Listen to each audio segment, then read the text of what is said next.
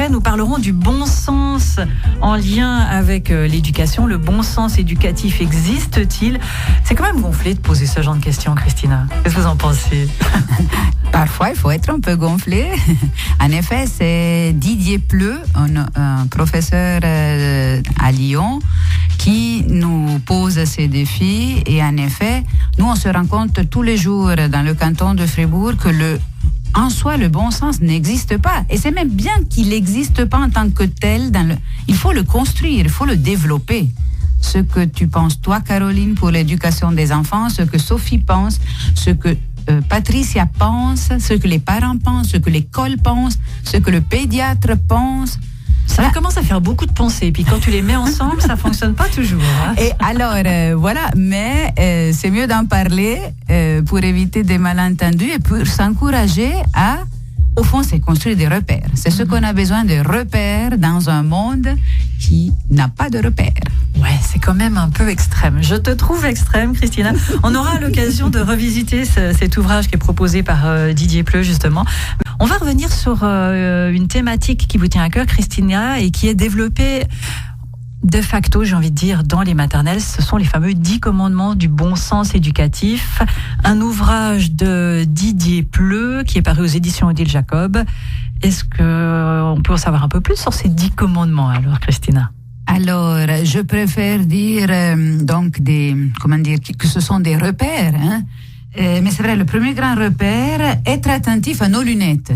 Donc ici, aujourd'hui, nous avons 3 les lunettes et Sophie, on va lui prêter aussi parce que de toute façon, en éducation, les lunettes sont importantes pour pas faire du pilotage automatique.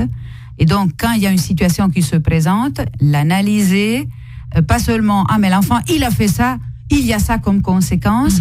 Il y a un entourage, il y a une société, sans parler par exemple de la consommation, qui influence le développement de l'enfant. Donc, on s'encourage à regarder une situation avec différentes lunettes. Et toi, Patricia, comment tu vois? Et toi, Caroline?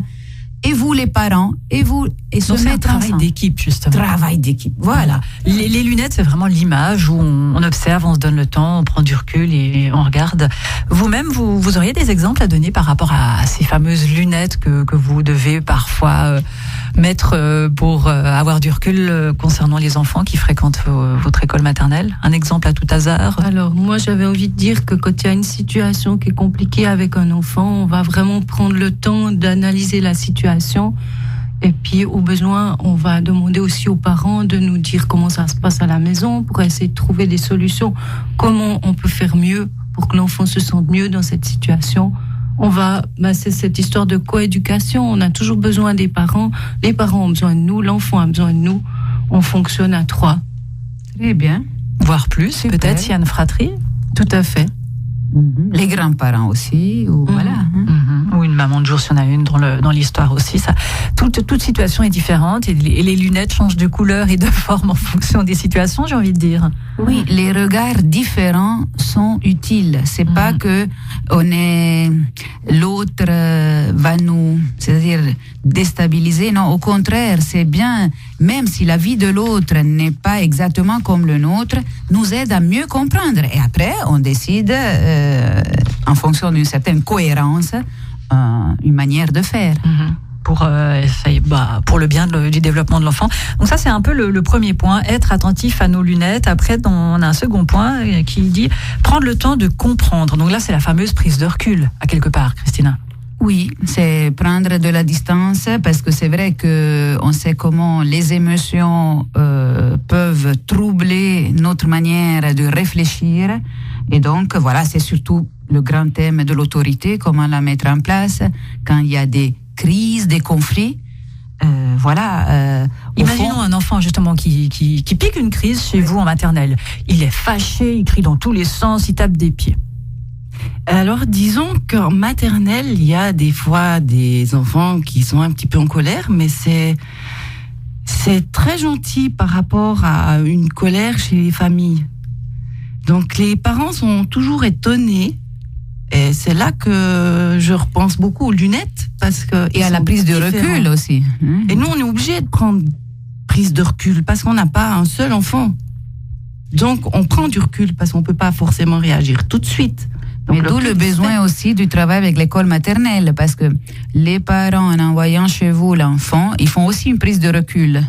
Parce que vous leur permettez de voir leur enfant autrement. Ils le voient qu'il ne fait que des crises. Ouais. Oui, il fait des crises plus petites, ou il n'en fait pas. Mm-hmm. Et c'est ça qui est intéressant de voir l'enfant dans les différents mondes. Mm-hmm. Mais c'est encourageant pour les parents, ça. Où fait-il des crises? Comment les fait-il? Et on a le droit aussi d'être en colère. Il a le droit d'exprimer sa colère, cet enfant, non? Tout à fait. Il y a la place à l'école maternelle pour faire ses colères. On a même des cartes le matin où les enfants, s'ils sont fâchés, s'ils sont tristes, ils peuvent nous le dire. Voilà. Mais ils peuvent aussi dire s'ils sont contents. Hein. Ah bien, en principe, c'est toujours content. C'est toujours content, ou bien il y a des enfants qui mettent fâchés, mais ils rient.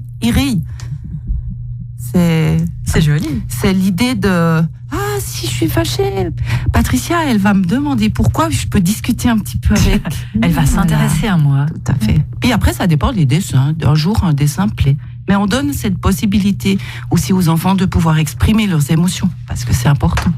À quelque part, là, on rejoint un peu le point 3, j'ai envie de dire, accompagner sans dramatiser la réalité du quotidien. Oui, c'est vrai que tout ce qui arrive... surtout entre 0 et 7 ans, c'est ça la grande différence avec les autres âges. Mais tout ce qui arrive, c'est pour apprendre. Mm-hmm. Donc, voilà.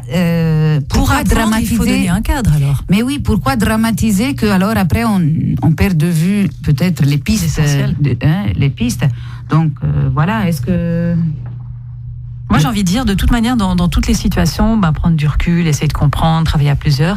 Et puis après, être cohérent en donnant justement un cadre avec des limites qui risquent d'être parfois franchies, mais justement pour vérifier si cette limite est réelle ou pas. Là, tu as introduit le commandement numéro 4. Hein? Exactement. Qui est élever, 4 minutes. Élever l'enfant, oui. J'aime bien cet élever parce que ça reprend... Oui, ça reprend le sens de Socrate qui donnait à l'éducation, élever, faire sortir cette personne qui est en chacun de nous. Et donc, pour ça, c'est vrai que ce n'est pas ringard, mais on a besoin de structure. On a besoin de choses solides sur lesquelles s'appuyer. Si on s'appuie sur du mou, on se casse la figure. On se casse la figure. Et c'est ça, élever un enfant dans un encadrement éducatif, qu'il soit à la maison, qu'il soit à l'école maternelle, qu'il soit dans la rue, qu'il soit là. Parfois, moi, j'ai eu des remarques des beaux-parents qui disaient oui, mais de notre temps, c'était plus facile. Actuellement, c'est beaucoup plus dur pour vous, les parents. J'ai envie de dire, c'est pas forcément plus dur, c'est différent. C'est en lien. Alors après, il faisait référence justement à ces enfants qui veulent tout, parce on vivait en introduction, tu le disais, Christina, on vit dans une société de consommation où en fait on est bombardé de publicité, on nous donne plein d'envie, on aimerait tout de suite. Est-ce que vous le vivez ça aussi dans les maternelles, ces enfants qui ont envie qui sont un peu des enfants rois peut-être? Bien sûr, quand ils arrivent en maternelle, il y a des enfants qu'on doit assez rapidement leur expliquer que tout ne peut pas arriver à la seconde où ils la demandent. Déjà, on vit dans un groupe, donc il y a de l'attente par rapport au groupe. Et puis nous, on est convaincus que l'enfant doit apprendre à attendre, doit apprendre à patienter, doit apprendre à être frustré aussi. Ça fait partie de ce qu'on demande aux enfants, pour qu'ils grandissent. Et les parents, par rapport à ça, ils vous disent quoi? Je pense qu'ils sont d'accord avec nous. Ils aimeraient peut-être encore plus le faire à la maison, mais peut-être que le cadre à la maison est différent aussi. C'est des gens qui travaillent, qui ont un stress. Moi, en tant que maman, je donne des bons conseils à la maternelle, mais à la maison avec mes enfants, c'est pas évident non plus. Et puis c'est peut-être une manière de se déculpabiliser, de donner. Mm-hmm. Ah, tu veux ça? Pas de souci. C'est tellement plus facile de dire oui que de supporter une crise. Oui, mais c'est ce qui nous encourage que si on le fait avec des jeunes enfants, les crises vont diminuer. Tout à fait. Elles vont toujours exister, mais elles vont être gérables. Si on ne le fait pas, elles vont plus être gérables. Non, on rejoint un peu le point 8 qui dit vivre les conflits, c'est un apprentissage, à quelque part. Exactement, le commandement qui nous dit n'ayez pas peur des conflits. Les conflits, il faut apprendre à les aimer, à les accepter. Quitte à utiliser des sanctions. Exactement, oui. Les sanctions, et puis c'est vrai qu'on s'encourage à éviter d'entrer dans cette ping-pong des punitions. La punition, il faut des sanctions, il faut des conséquences, mais sans rajouter notre mal-être ou notre besoin de se venger, parce que ça va de nouveau nous faire reculer en arrière. Mais les conséquences, on en a besoin. Avec une explication, une punition avec une explication à la clé. Et puis garder en tête qu'il faut essayer d'être constructif, d'être positif. Le but, c'est d'aider l'enfant à s'élever, comme tu le disais, Christina. Oui, s'élever. Et c'est vrai que pour s'élever, donc il y a par exemple l'autre commandement, c'est important de valoriser l'enfant, lui dire bravo. Mais le survaloriser, il y a des enfants que si on leur dit pas 1000 bravos, ils ne font rien. Oui, valoriser c'est bien, mais quelques bravos font du bien, mais 1000 bravos, après c'est la carotte. Bon, après c'est une question de bon sens, malgré tout, j'ai envie de dire. Mais il n'existe pas. Moi, je vous dis que ce bon sens existe. Malgré tout, je trouve que cet ouvrage est fort intéressant, mais j'ai un peu le sentiment qu'il enfonce des portes ouvertes, mais en même temps, on a besoin quand même d'avoir ce retour qui nous remet les pieds sur terre. On arrive déjà au terme de cette émission, ça file extrêmement vite. Nos invités ce matin, à nos côtés, nous avions Christina Tatarletti, qui est... Ça y est, j'ai perdu ma feuille, elles sont toutes mélangées, ça va plus. Voilà, donc vous êtes directrice de l'éducation familiale à Fribourg. À vos côtés, Sophie Chassot et Patricia Moron du comité des écoles maternelles du canton de Fribourg, éducatrice en maternelle. Et puis alors, il faut retenir en tête qu'il y a cet ouvrage, si jamais on a besoin de se remettre les idées en tête, qui parle du bon sens éducatif de Didier Pleu, c'est ça ? Oui. Les 10 commandements, les 9 commandements ? Oui, les 10 commandements. Les 10 commandements du bon sens éducatif. Et surtout, si vous avez envie que les écoles maternelles perdurent, soutenez-les, faites part de votre envie qu'elles continuent à nous accompagner dans notre quotidien. Aux autorités, aux politiciens, à l'école, parce qu'à l'école aussi, si elle est tout à fait intéressée aussi. Et merci, bonne fin d'année.